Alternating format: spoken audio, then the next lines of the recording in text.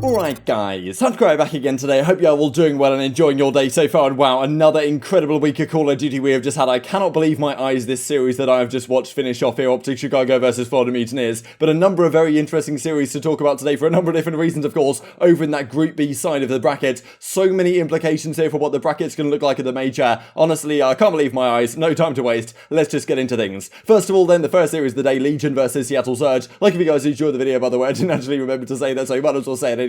Subscribe if you're new as always, all that good stuff. I do greatly appreciate it, of course. And well, first of all, just thought I'd mention this from Seattle Surge. They actually were doing a co-stream. This isn't something you see every day. We talked about it a little bit ago now, the possibility of doing this to enhance viewership to some degree. So pretty cool to see that's happening. But well, also it does go very well for the Seattle Surge, right? Game number 1, they dominate the Paris Legion off the map. Fire really had a difficult series, right? And this was not the relatively close series that I expected it to be. Seattle come out and absolutely dominate, to be honest. Game number 1 was pretty close in the aim at 250 to 197 here on the Moscow. Then Search and Destroy. Loony has a nice little 1v2. I'm not really sure what Scraps is doing in the 1 versus 1, but obviously a difficult scenario when you're there and you're not sure where you're going to get challenged from. But a 1 versus 2 that Loony pulls off. But of course, if you're Paris, okay, you can still bring it back in the map, even though you really shouldn't have lost this one. I mean, not playing together as a team, not exactly ideal what you want to see, but they get completely blown off the map right here. And Seattle Surge 2-0 up in the series very quickly indeed, 6-1 in the Search and Destroy. And Seattle looking really, really good. Much improved clearly off what we've seen from them so far this season, and so many teams improving drastically right now. It is very scary if you're one of the teams at the top, except Atlanta FaZe, who seem to just dominate everyone. Then we go into the game 3 though, and as Arcitys says, Big P, that being Gunless, Little P, that being Prestinni, sheesh,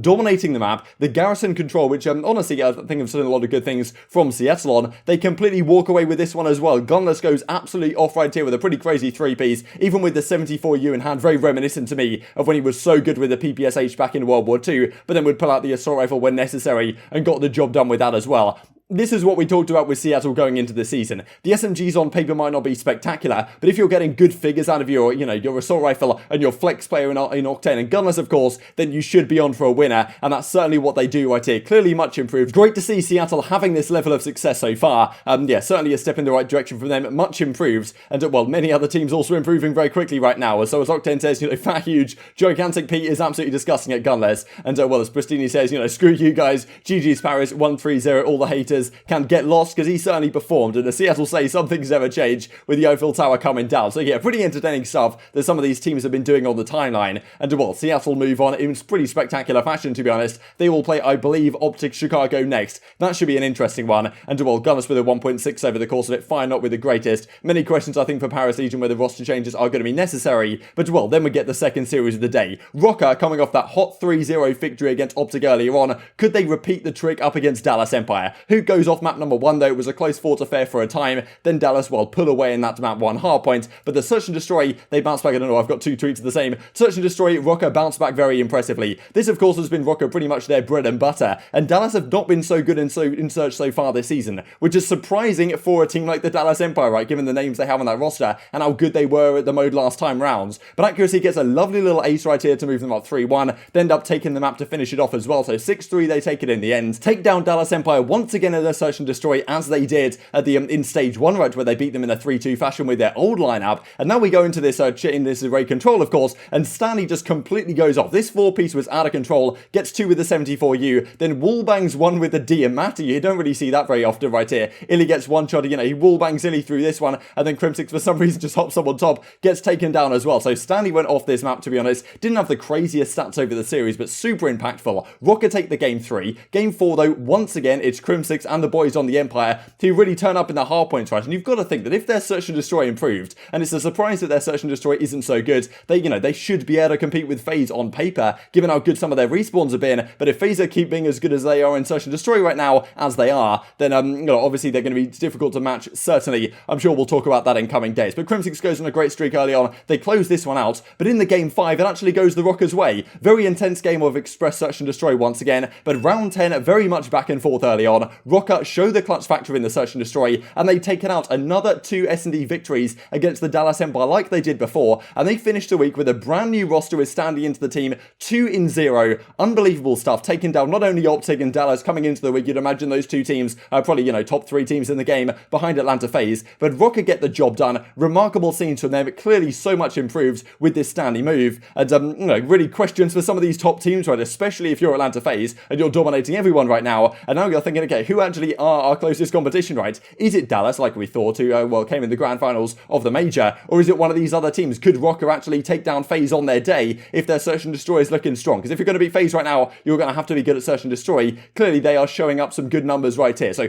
very impressive. I mean, both Seattle improving massively. London, we've seen also these last couple of days clearly improving massively, and big questions for, well, the big name teams right here, Dallas Empire especially. There are some questions what these groups look like, right? We knew how stacked these groups were going into stage 2, and there's a serious danger that some of these top teams are not going to be making it into the winners bracket of the major, which basically counts out their opportunity of winning the tournament. And well, that's certainly something we're going to talk about here when we look at this OpTic series in just a second. Dallas lose 3-2 on the whole, slaying across the board, relatively consistent from all players involved. And Priestahh once again with a phenomenal series, 18,000 damage he has. I mean, ILLey almost has 100 kills as well, but yeah, Priestahh on this new assault rifle role, looking very good indeed. And as I mentioned right here, God tier is probably a bit far, but sometimes you tweet stuff like this, you get the impressions, that's kind of how it goes. But yeah, Minnesota clearly much improved, Seattle, London also much better. I mean, I really don't know what's going to happen in the major, and to be honest, I don't know what's going to happen next week, especially given that we are now looking at this whole situation with the OpTic Chicago. Well, you could kind of call it a mess, to be honest, as a Stocksman says, you know, Empire is not too good right now, but of course he tweeted the same thing when OpTic lost to the Minnesota Rokkr. But actually maybe in that series OpTic were performing at a level which maybe is somehow consistent with how they're playing from now on,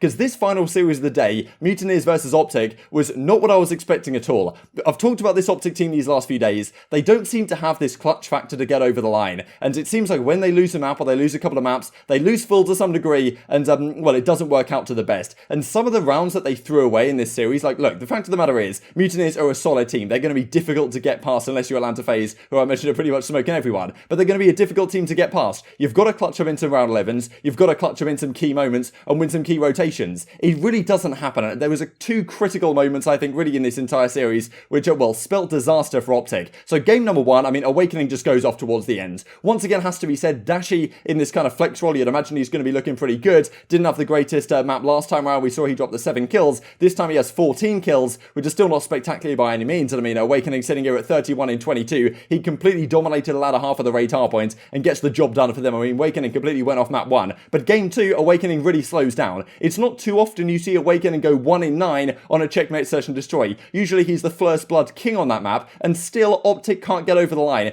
It really was the round 11, right? Like, look, this map might not be great. It's always about the B-bomb site pushes. It's not spectacular. Checkmate search and destroy, we talked about it earlier today. And so, well, Slack's ninja's kind of right here. Not really a ninja, you could argue, given that his teammates were already around him. It's already not a great play from OpTic. They do make it to the round 11, though.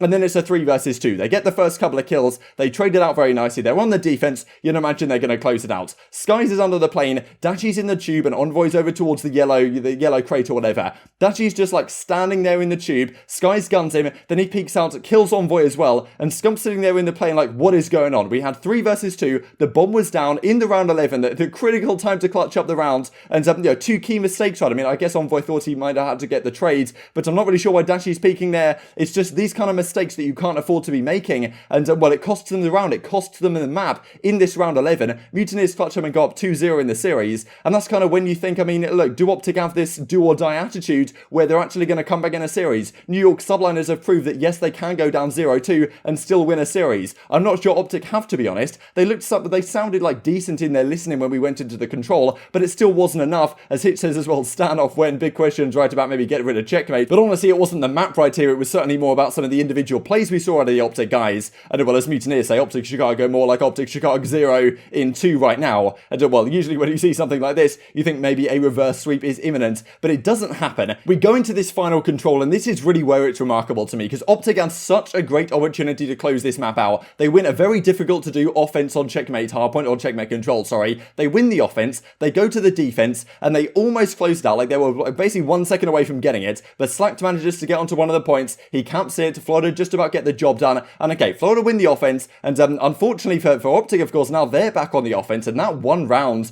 was just one of those that you can't really afford to lose. But okay, it happens sometimes. It's not the end of the world. We can still win an offense. We did it earlier in the map. We can do so again. But it doesn't work out. I mean, the OpTic guys, once again, they get a massive life advantage. They're up by like 7-8 lives or something, and it's like me and the boys in league play. For some reason, when you go over to the B point, it seems like a lot of the better teams on this map, when you get like 4 dead, you're stacking the point rate. You're getting all the boys on the point. You're trying to get 1 tick, 2 tick maybe, just in case, so that the next time you get 4 dead, you can actually finish off the cap. Even if it doesn't mean the best in terms of kills, it's definitely better to advance where you are in terms of capping the points, so that next time you don't have to get as many kills to get the job done. That at least is my perspective on it. But once again, we see right here that yeah, they get a few kills dead, and they've only got maybe 1 guy on the point, and they're not really capping it too quickly. I think they get 4 dead, and they don't even get 1 tick on the B point. They decide to go for some spawn kills instead. That doesn't really work out for them. Mutineers get map control, and eventually they work their way all the way through back, and Mutineers win the rounds. So a couple of critical mistakes, I think, from OpTic in the control, and also in the search and destroy, which are just not something you can afford to make against a team that is as solid as the Florida Mutineers. They go 0 in 6 map count on the week. This is not something I expected. I mean, Scump had a great map 3, there's no doubt about that, but I mean, the rest of the team